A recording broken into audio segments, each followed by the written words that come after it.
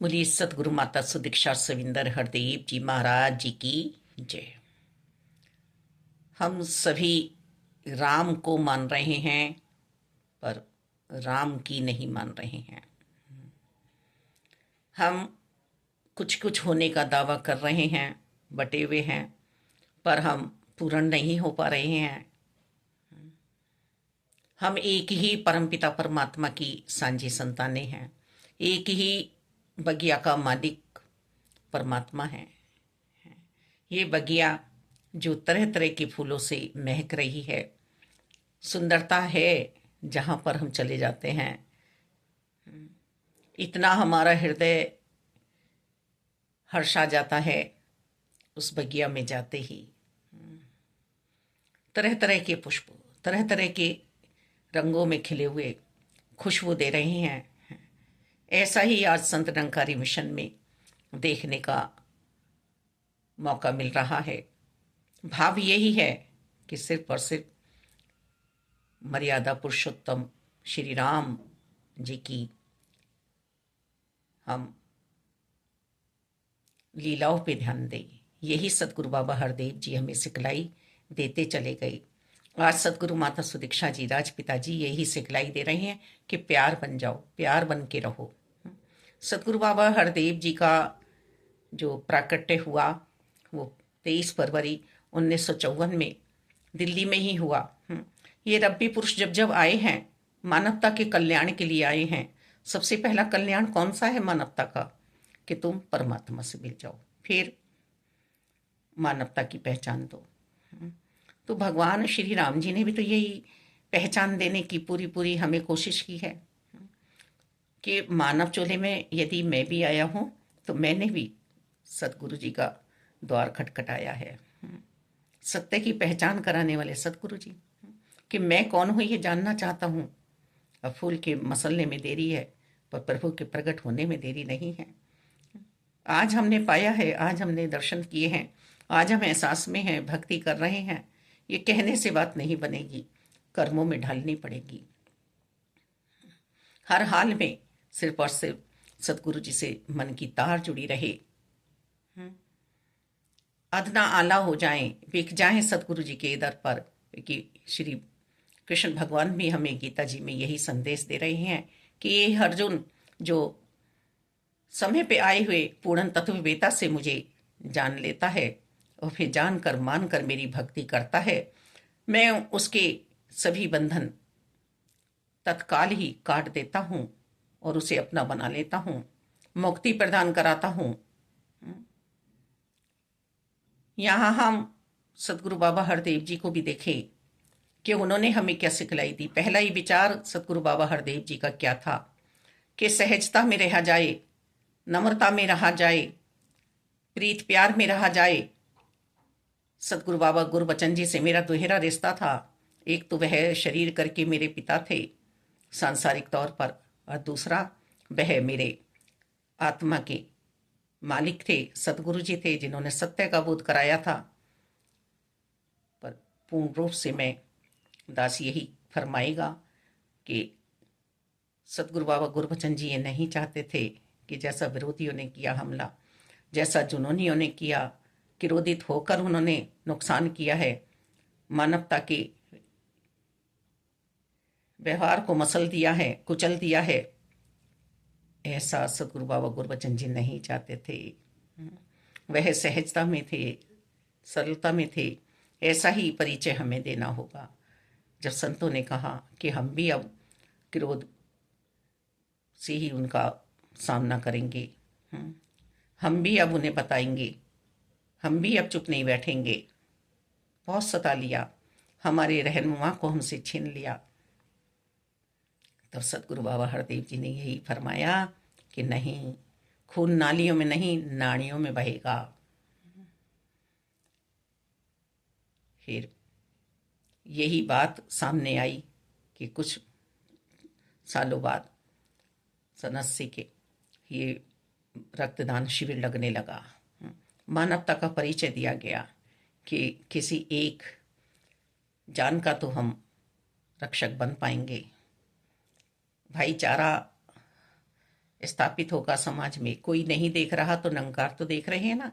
मैंने 10 रुपए आपसे लेके पूजा की आरती में चढ़ा दिए, नमस्कारी में चढ़ा दिए, पर ये तो निरंकार को या पता है ना कि वो पैसे थे किसके, किसके पर्स से आए थे, हैं?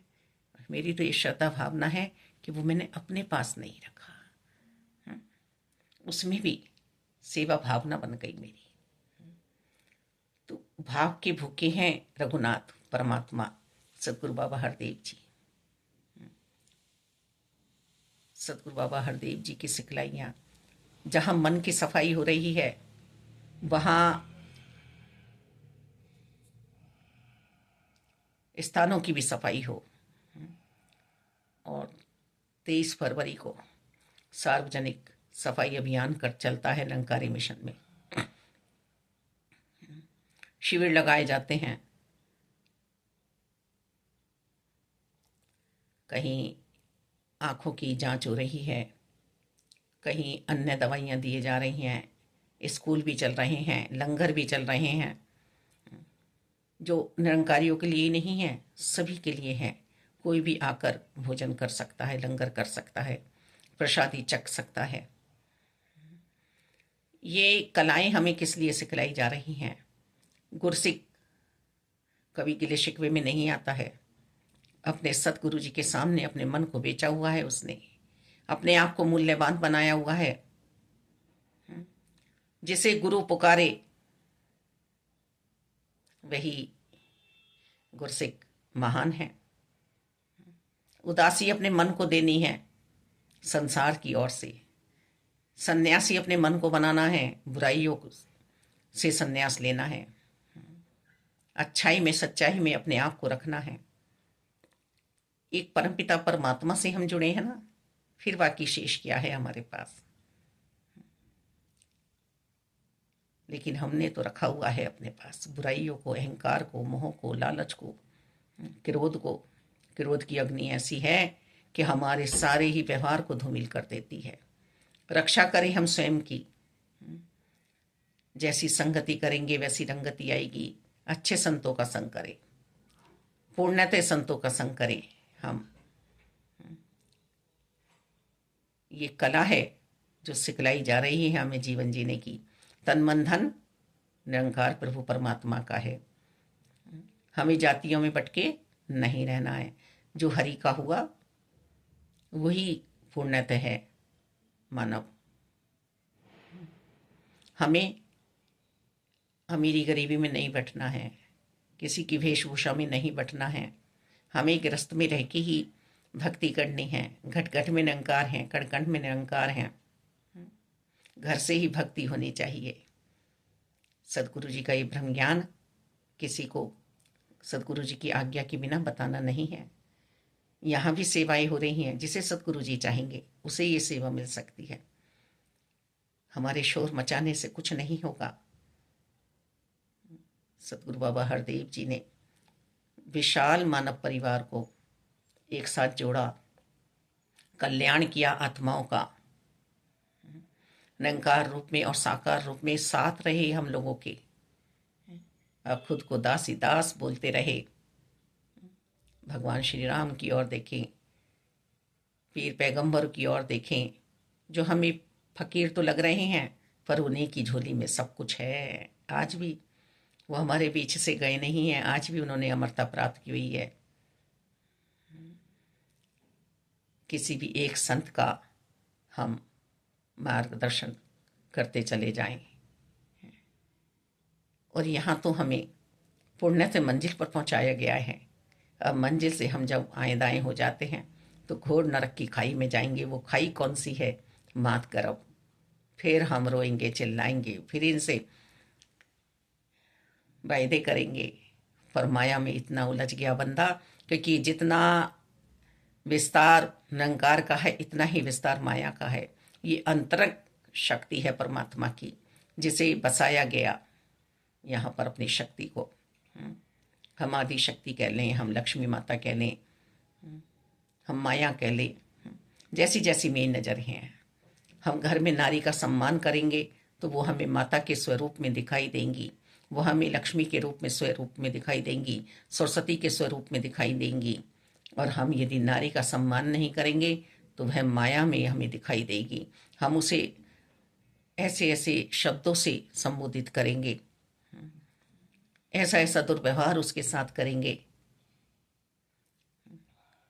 हम बनना क्या चाहते हैं और बन क्या रहे हैं, यही है जो हम सदगुरु जी की सिखलाई में जीवन को जिएंगे तो हमें कला वास्तव में ही बहुत सुंदर सिखलाई जा रही है कि किस तरह से तुम इस उपवन को सजा सकते हो, संवार सकते हो, किसी की गले की माला बन सकते हो, जाते हुए शरीर पर भी तुम पढ़ सकते हो। अर्थी पे डाले जाते हैं ना फूल, फूल तो फूल हैं, कुचला जाएगा तब भी खुशबू देगा। जो ज्ञानी है वह ज्ञानी ही रहेगा। अंधकार में ठोकर क्यों खा रहे हैं हम, सुबह शाम में हम क्यों पड़े हैं। हर पल हमारा निरंकार से नाता जुड़ा रहे, हर पल हम चेतन अवस्था में रहें। विवेक दिया है निरंकार ने, मन को संभालें, मन की संभाल करें। घास को कोई भी तूफान गिरा नहीं सकता, घास तो जुड़ी हुई है। हम भी जुड़ के रहे। आकाश की ऊंचाइयां मुबारक हैं, पर हम अपने मन के भाव हम अटूट से जोड़े रखें। जो जननी मिली हैं, जो पिता मिले हैं, उनसे जुड़कर रहें। बच्चा इधर उधर निकल जाता है, मेले में चकाचौंध में रोता है, चिल्लाता है, पर वापस लौटने का वह मन नहीं बनाता है। सदगुरु जी के द्वार से हमें जो सिखलाई मिल रही है, सुंदर सी, प्यारी सी, जो ये सहनशीलता का गहना हमें पहनाया गया है, ये मेरी ही अपने व्यवहार के लिए है। यदि मैं चिमटी लेके नौकीली बैठ जाऊंगी और सब में से बुराइयां निकालने लगूंगी तो मैं भी बुराइयों से भर जाऊंगी। वास्तव में ये मालिक दाता, सामाजिक तौर पर भी मैं किसी को ये ना कहूँ कि ये बात ऐसी हो रही है। दातार, बस आप ही जानी जान हैं, आप ही जान रहे हैं।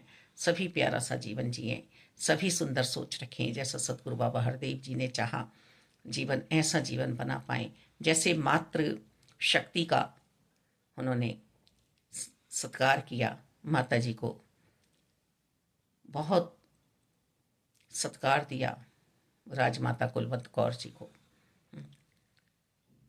हमारी परम पूजनीय माता जी को, जो हमारे सतगुरु जी भी रहे, सविंदर माता जी, त्रिवेणी के नाम से जगत प्रसिद्ध ये गद्दियां विराजमान हुई।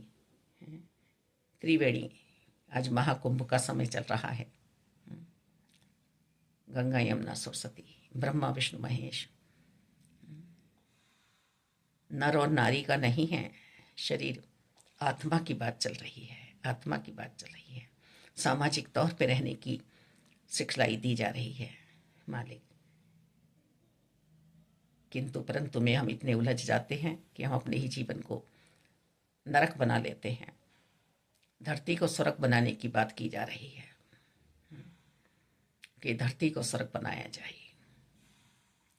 सतगुरु बाबा हरदेव जी ने युवाओं पर विशेष ध्यान देने के लिए कहा गया। युवा अपने आप को भटकने से रोक सकते हैं सत्संग में आकर, निरंकार के साथ रहकर। कहाँ शरीर को समाधि देने की बात चल रही है, मन को समाधि देनी है, मन को समाधि देनी है और सभी काम अपने करने हैं सुचारू रूप से। हम चाहे जितने भी होशियार हैं, जितने भी, पर हम सफल तो नहीं बन पाए ना, इस बात का ध्यान दें। एक असफल व्यक्ति भी हमें सिखलाई दे सकता है।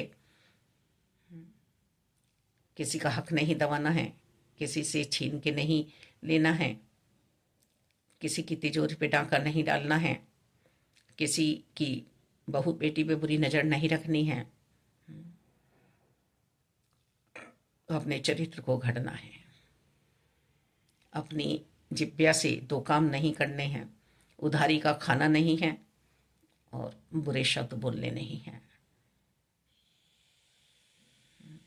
अहंकार, मोह, लालच, क्रोध, ईर्ष्या, शत्रु रोग से बच के रहना है। मानसिक रोग बहुत बुरा है, ये सारा रूटीन बिगाड़ देता है। भगवान श्री राम यही तो समझा रहे हैं कि हमें कैसे जीवन जीना है। मुस्कुराते हुए जब रावण से पुत्र वधू सुलोचना ने कहा कि मुझे शीश चाहिए अपने स्वामी का, जाओ राम के शिविर में चली जाओ। पिताश्री, आप मुझे शत्रु के शिविर में जाने के लिए कह रहे हैं? हाँ, जा सकती हो। वो मर्यादा पुरुषोत्तम है, वो मर्यादाओं में रहेंगे। कैसा विश्वास शत्रु को भी रहता है। ये लीलाएं हमारे लिए ही हो रही हैं।